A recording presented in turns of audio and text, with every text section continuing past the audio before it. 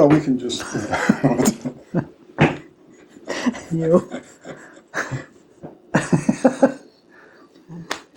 We just make sure it's on. That's all I need. It is.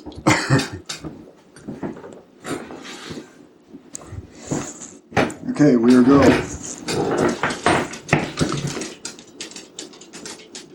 It's banjo pot. Banjo coming in. Welcome to episode...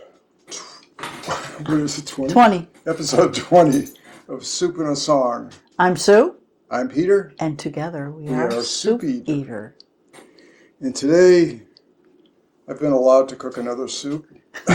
He's been slaving in the kitchen all day. Well, no, not really. Most of the day. No, actually, it was a quick soup. I just It started said too early. easy in the title. Yeah, what does it say in the title? It's, no, it Quick. says quick. Quick. It was quick. And it would have been easy if we had chicken already shredded. Yeah. I mean, if you just had all the ingredients. Yeah. It is True. very quick. So I combined two recipes. There was one that Sue found, a quick ravioli and spinach soup. And I had found one, a creamy sun-dried tomato and spinach soup with ravioli. And there were some similarities. The one I was going to do had, half a cup of heavy cream, and I put a little bit of half and half instead. And so it's a combination of both recipes, and I'll share them in the comments. I wanted to try the sun-dried tomatoes in this, and then I used the broth from cooking the chicken as part of the chicken broth. So I think it's actually pretty easy to do. Did you taste it yet? I did taste a little bit of it. It's okay. I think it is. I think it's better than my cabbage soup. Try it. Okay.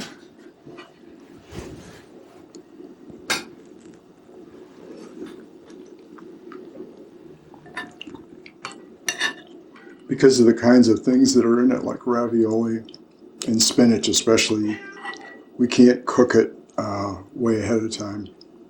Yeah, I don't know how it would freeze. Yeah, I don't think this It tastes good. Raviolis are big. You have to cut them.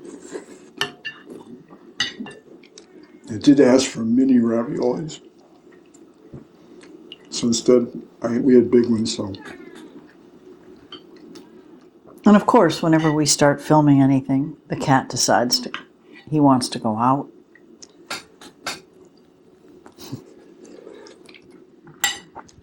Let me let them out. I think it's good. It's different.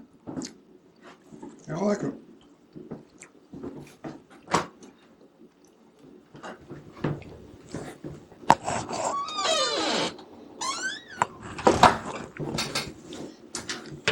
Close the outside doors. You won't come. All right, where were we? Where were we? Tasting the soup. Tasting the soup. I think it's pretty good, actually. It's a little bit saltier than I thought it was going to be, but compared with the last one. I don't think so. Not too bad. And the chicken's really shredded. I mean, that's massacred chicken. Oh, you used the food processor. Yeah.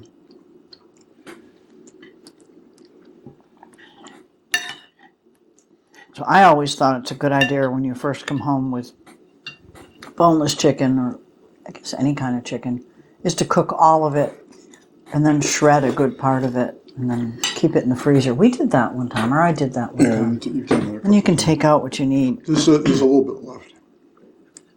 I didn't want to use all. I tried to stick with the recipe. It's hard for me to stick to a recipe. Well, it's okay, but you had two recipes. I had two recipes, this time. so I had a choice.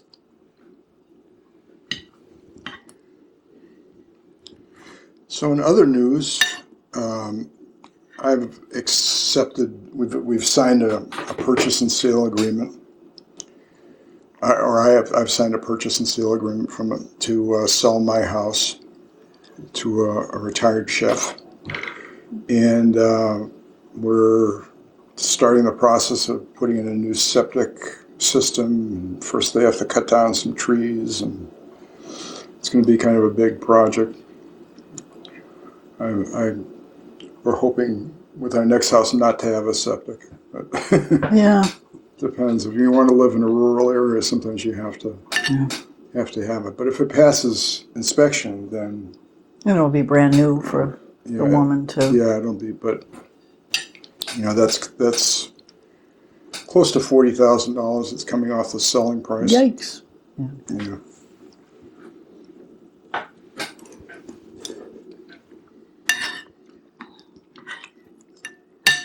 So I've been going up there to pack up things, and then we're also going to have an electrician. I'm paying to have an electrician come in and replace the big circuit breaker panel, because it's the kind that's I've lived with for 40 years. Apparently, is condemned. That happens. Yeah. You don't realize when you live in a house for such a long time, like all the things you overlook every day. Yeah. Like the microwave in this house hasn't been working very well, and it just stopped working. Yeah. We lived with buttons 1 through 6 for a long time, and now. Then every once in a while we could get it to work again. Yeah. And then it would stop in the middle of things. So I bought a new one the other day, and somebody's going to come and install it on Monday.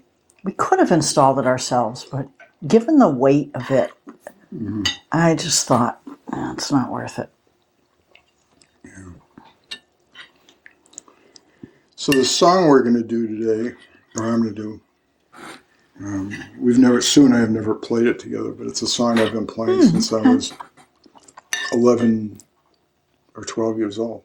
I think I've been with you when you've played this one, no? Yeah, but I'm not sure we performed it together. No. That's right.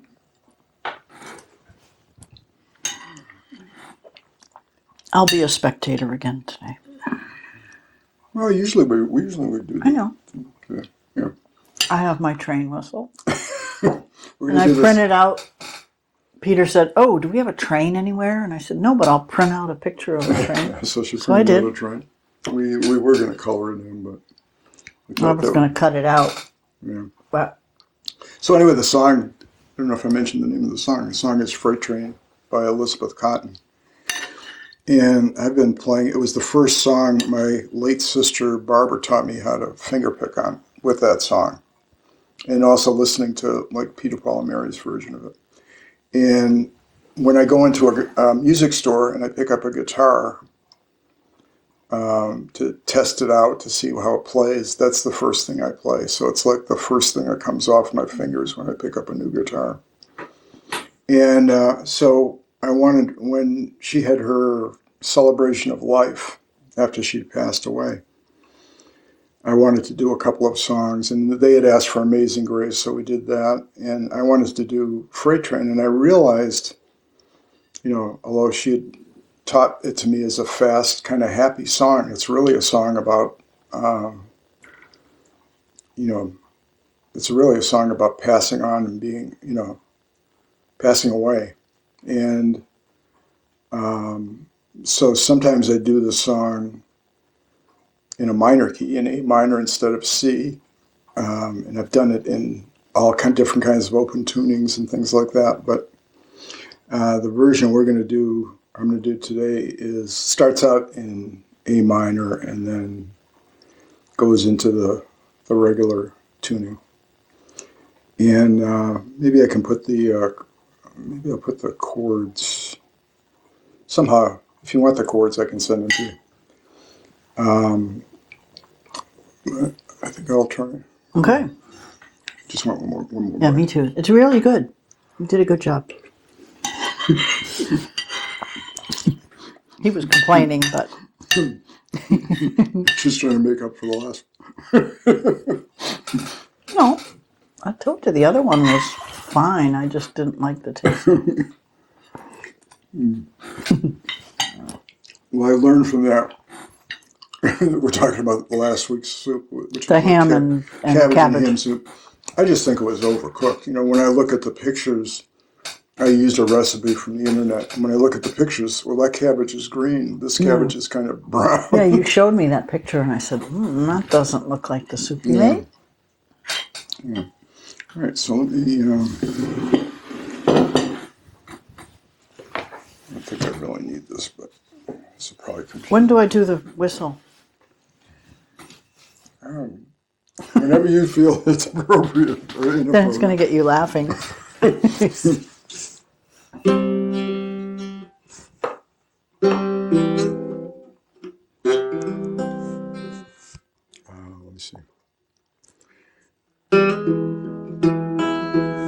Let's see if I can.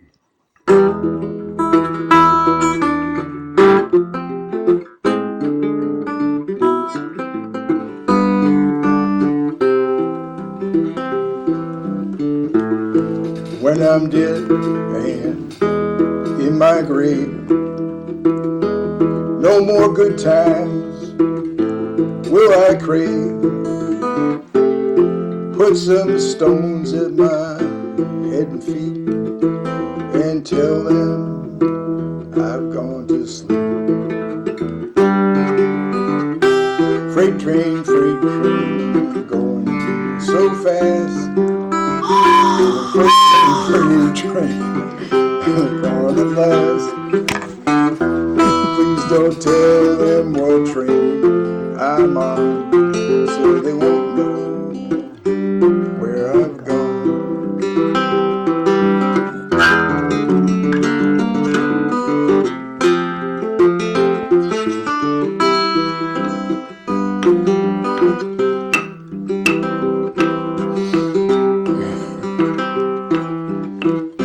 When I die, bury me deep down at the end of Chestnut Street, so I can hear old number 9 as she goes rolling by.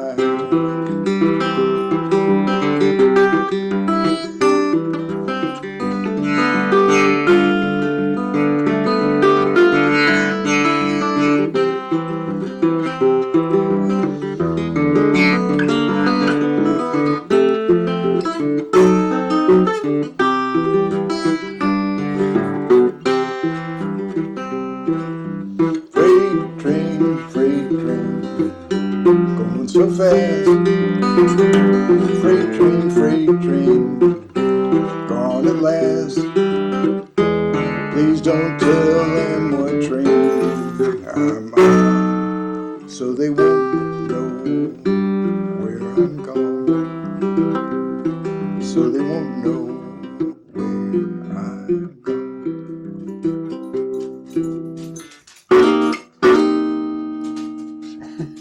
I like that. I didn't overdo the whistle. Choo choo. I think that's about it, right? Yes. Well, thanks a lot, and we will see you next week. Thank you for watching. Thanks a lot.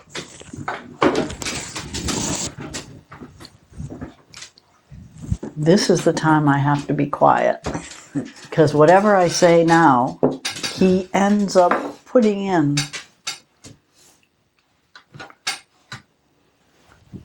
I can come up with something clever, though. I really want to eat the soup. It's good.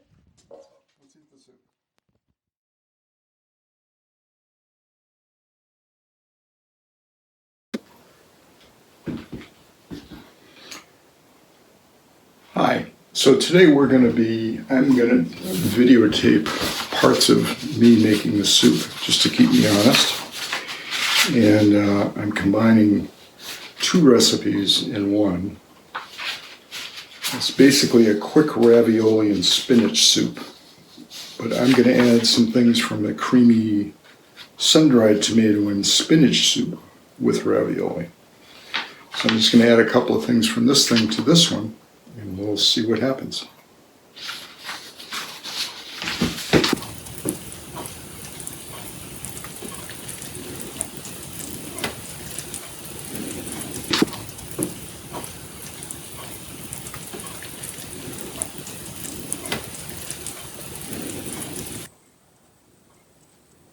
So we're going to start by shredding up the chicken. I'm going to use my food processor and hopefully that'll work.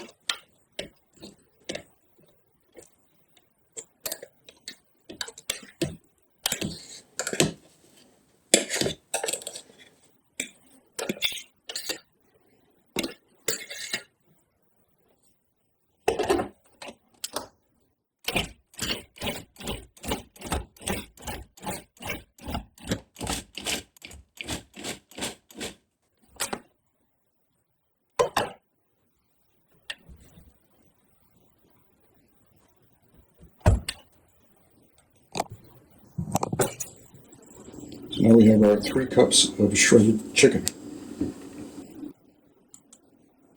I'm combining 32 ounces of store-bought chicken stock with 32 ounces of the water I cook the chicken in with herbs and salt and pepper. It does call for 2 packages of the 2 cartons of the stock, but I figured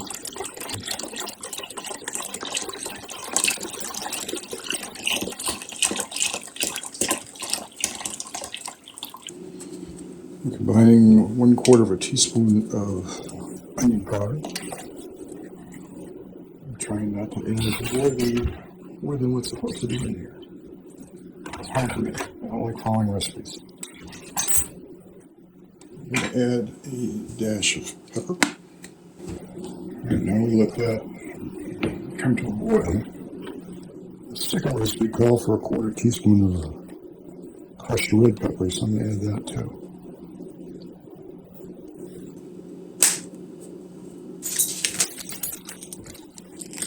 I'm getting the ravioli out. We won't add those to that just yet. Our stock is boiling with some of the herbs, and I've decided to add, from the other recipe, 8 ounces of sun-dried tomatoes. It turns out it's just about 1 jar, and it says to add some of the oil, and I think I'm just going to add the whole thing.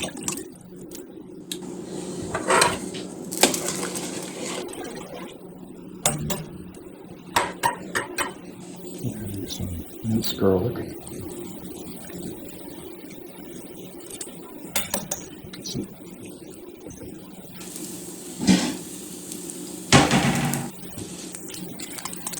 going to put it in 1 bag of baby spinach, chopped coarsely. We're going to be adding, I'm going to add about 12 ounces of ravioli. It does call for a 9-ounce package of the mini ravioli, but this is what we have. So this is what we're getting.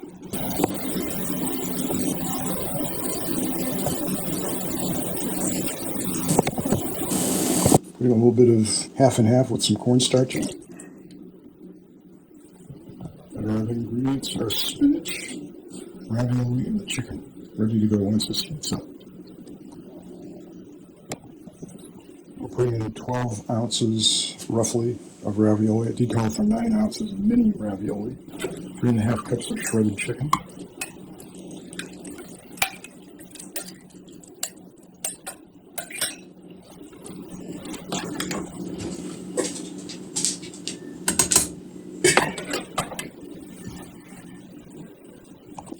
Put in the spinach. 4 cups of spinach.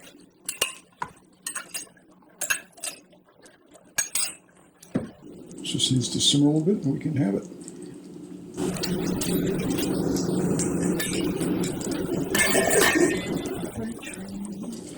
There we go.